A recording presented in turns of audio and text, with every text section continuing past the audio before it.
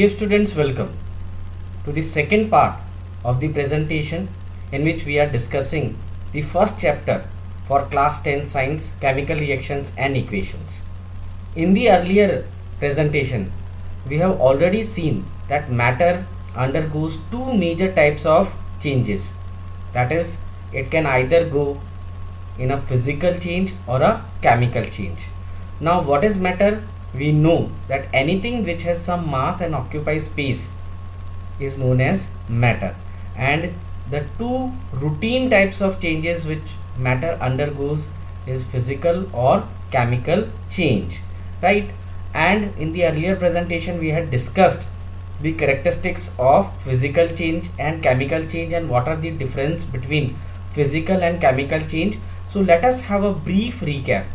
The physical changes are the changes in which the physical properties change, such as the size, shape, color or state. There is no new substance formed. That means the chemical composition remains same. The physical changes are mostly reversible and temporary, right? And the examples of physical change may be melting of ice, boiling of water, crushing of a can, breaking of glass, shredding of paper, chopping of wood. All these are examples of the routine physical changes which are taking place around us. Now, what are the important characteristics of chemical changes? The most important and fundamental difference between a physical and a chemical change is, in chemical change new substances are formed which are known as the products, right? The chemical properties and the chemical composition of the new substances formed which are known as products are different from the initial or the starting substances from which they are formed. The initial substances are known as the reactants. The new substances which are formed are known as the products. The chemical changes are generally irreversible. They are mostly irreversible and permanent, right? And the examples are numerous: rusting of iron, burning of wood, digestion, rotting of fruits, electroplating, fireworks, and number of changes which takes place around us. They are chemical changes. Now, from this presentation we are going to discuss about what are chemical changes, what happens during a chemical change, right? So chemical changes involve chemical reaction, or in fact we can say chemical changes are chemical reactions, or a chemical change cannot take place without a chemical reaction.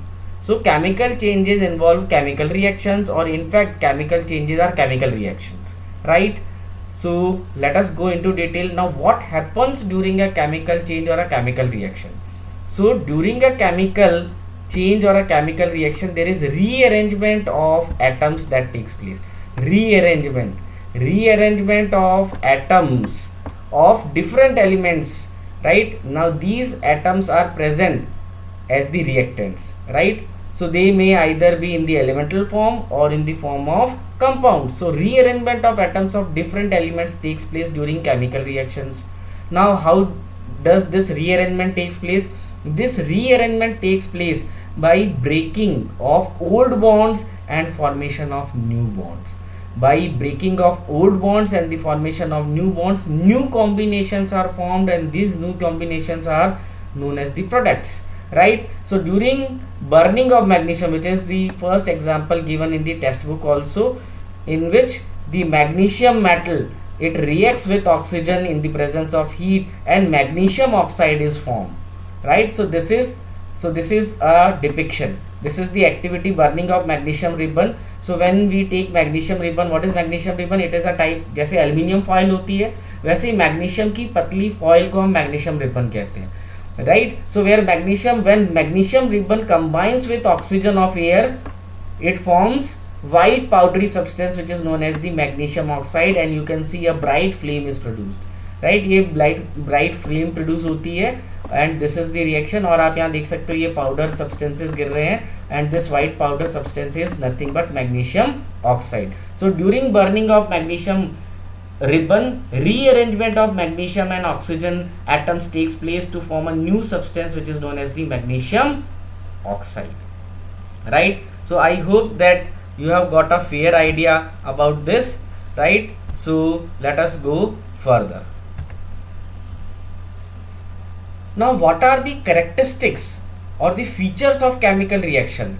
In fact, we say what are the indicators whether a chemical reaction or a chemical change has taken place. हमको कैसे मालूम चले कि एक chemical reaction या एक chemical change हुआ है. So there are some characteristic features, there are some indicators of chemical reaction or chemical change which basically confirm that a chemical change or a chemical reaction has taken place. Now what are these? This may be a change in physical state with the formation of a new substance. Of course, it can be a change in color, change in temperature, which is very common, evolution of gas, formation of precipitate. What is precipitate? An insoluble substance which is not soluble in water, which is formed as a product. Change in color and change in odor may also take place. So we will discuss these one by one with example. Right now, these characteristic feature may be present in a reaction. They can be more than one, or at least one is present in every chemical reaction, right? So let us discuss the first one, that is change in physical state, right? So change in physical state, so let us take the example hydrogen gas when it reacts with oxygen gas. So hydrogen gas, when it reacts with oxygen gas, it combines with oxygen gas and H2O is formed. So hydrogen gas, hydrogen is in the gaseous form, oxygen is also a gas, but water is a liquid at room temperature. So this is change in state with the formation of a new substance. So this is a basically example of change in physical state in which is a feature of a chemical reaction, right? So now in this case, ammonia, which is once again a gas, it reacts with hydrogen chloride gas and forms a solid NH4Cl, ammonium chloride. So ammonia is a gas, hydrogen chloride is a gas, whereas ammonium chloride is a solid. So once again the product is in a different physical state than the reactant. So this is once again an example of change in physical state. Now change in color, once again this is a very common feature of chemical reaction.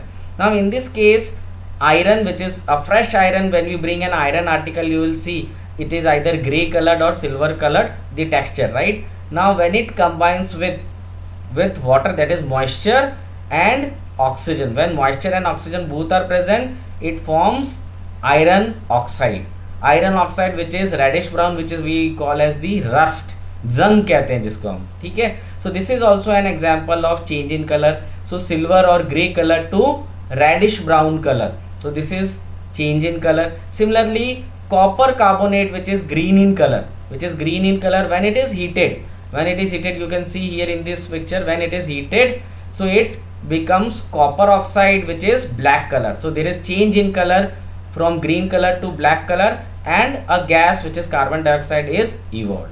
So this is change in color, example of a chemical change or a chemical reaction. Now change in temperature, right? So when H2SO4, that is sulfuric acid, zinc granules are added to sulfuric acid, what happens? Zinc sulfate is formed, hydrogen gas is evolved, and there is evolution of heat, right? So what we can observe, we observe that the reaction mixture, there is increase in the temperature. When zinc granules are added to dilute sulfuric acid, bubbles of hydrogen gas start coming out from the solution or the reaction mixture, and the temperature of the reaction mixture also increases. So this is an example of change in temperature.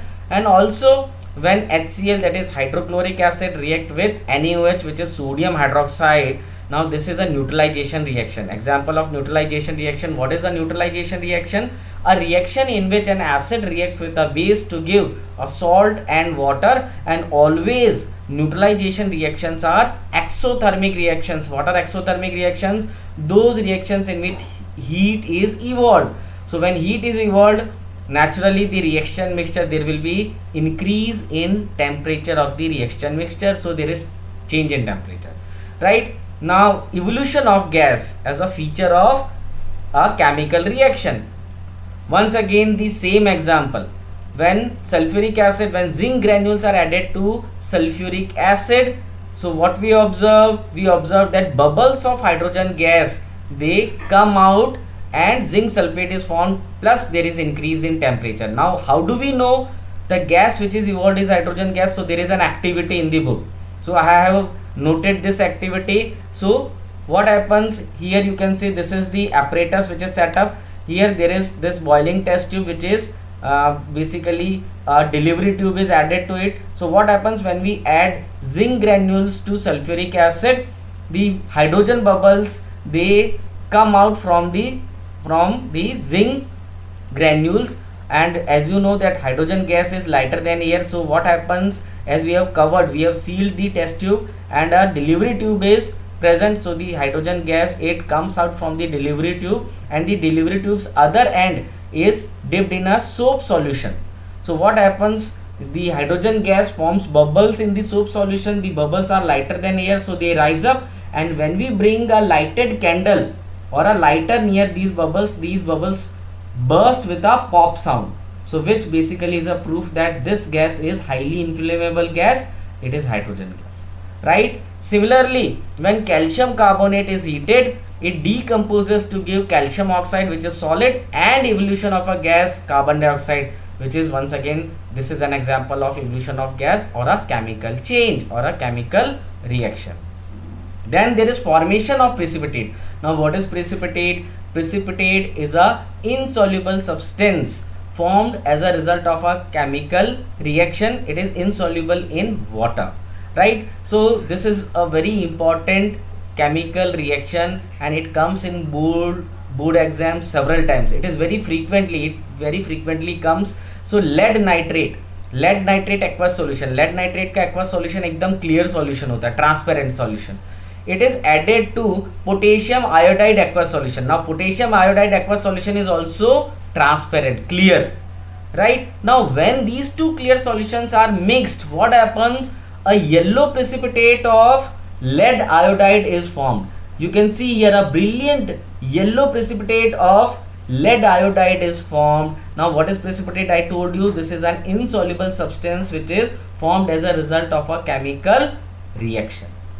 Here you can see in this image a brilliant yellow precipitate of lead iodide is formed, and KNO3, that is potassium nitrate, which is, once again, it is transparent, it is in the aqueous form, right? So this is an important reaction. You have to remember this reaction. Also you have to remember the color of lead iodide, which is yellow color. Similarly, this is also an example when sodium sulfate aqueous solution, which is once again a clear solution, is added to a clear solution of barium chloride. So both these are clear solution. Barium chloride aqueous solution is a clear and transparent solution. Sodium sulfate aqueous solution is also a clear solution. But when these two clear solutions are mixed, we get a white precipitate of barium sulfate, right? White precipitate of barium sulfate and the calcium and the sodium chloride solution, which is in the soluble form, because sodium chloride, the common salt, is soluble, so it is in aqueous form. So we get a white precipitate of barium sulfate. Once again, you have to remember that the color of barium sulfate precipitate is white. So formation of precipitate is also a feature or a characteristic of a chemical change, right? Now change in odor or smell. So when nitrogen gas, it combines with hydrogen gas, so nitrogen gas, it is odorless, there is no smell. 78% of the atmosphere is made up of nitrogen, and we know when we breathe in, we do not smell anything, right? हमारे को कोई ऐसे ही as such atmosphere में हमारे को कोई ऐसी smell नहीं आती है. Nitrogen is odorless, smellless, and similarly hydrogen gas is also odorless, इसमें भी कोई ऐसी smell नहीं है. But when they combine, they form ammonia, NH3, and it has pungent smell. ये इसमें बहुत ही तीखी, तीक्ष्ण स्मेल होती है, गंध होती है. और अगर आपने अमोनिया को सूंघा तो इतनी ज़्यादा होती है कि जो हमारे नेज़ल म्यूकोसा है, जो हमारे नाक के अंदर जो हमारी नेज़ल म्यूकोसा है, उसमें इतनी तेज़ी से इचिंग होने लगती है, खुजली होने लगती है, जलन होने लगती है, और उसमें खून भी आ सकता है. इतनी डेंजरस होती है ammonia, and it is toxic also, और वो जहरीली भी होती है. Similarly FeS iron sulphide, when it reacts with H2SO4 sulfuric acid, there is formation of ferrous sulfate and H2S gas. Hydrogen sulphide gas की जो गंध होती है, that is very very bad. that is like smell of rotten eggs, सड़े हुए अंडों के जैसी smell. So once again, if there is change in odor, it also indicates a chemical change or a chemical reaction, right? So dear students, now this is the time for a brief recap. So let us revise what we have learned today in this presentation. Chemical changes are in fact chemical reactions, and we have also discussed how chemical changes are different from physical changes. Now, what happens during chemical changes? So there is rearrangement of atoms that takes place when a chemical reaction or chemical change takes place. Now rearrangement of atoms of reactant takes place during a chemical reaction by breaking of old bonds and formation of new bonds. Now what are the indicators or characteristics of chemical reactions? How we can confirm or ascertain whether a chemical reaction or a chemical change has occurred or taken place? So there are some indicators or characteristics of chemical changes which may be present. They may be present, one or more of them may be present during each chemical reaction. So first is change in temperature, change in state, evolution of gas, change in color, formation of precipitate. What is precipitate? It is an insoluble substance formed as a result of a chemical reaction, and change in odor or smell. So these are the characteristic features of chemical reaction. You may see at least one or more than one in each chemical reaction. Thank you very much for watching, and I hope that you have understood. If still you have any doubt or query, you can WhatsApp me your query. Thank you very much.